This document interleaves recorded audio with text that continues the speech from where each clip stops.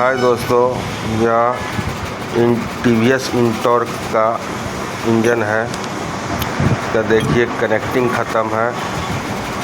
Crank का आवाज़ था इसमें। देखिए ये कनेक्टिंग प्ले है, इसको लेथ में काम करवाना पड़ेगा। और देखिए ये वायरिंग भी इसका पल्ला वायरिंग है, इसका भी चेंज करना पड़ेगा। ये क्लसू हब है, इसको चेंज करना होगा। ये क्लसू भी है जो ख़राब हो चुका है, इसको भी चेंज करना होगा।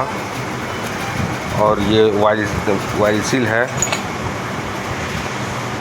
चक्का वाइल सील का जो वायरिंग है अंदर का वो भी ख़राब हो चुका है, उसको भी चेंज करना है। यही है टीवीएस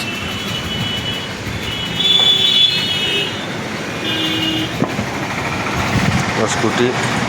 इसका देखिए हाफ इंजन खोल रहे हैं।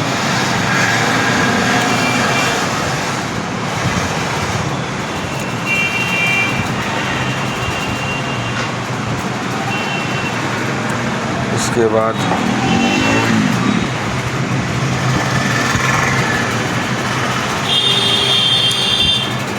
ये देखिए इतना टूल्स है, सामान खुला पड़ा हुआ है।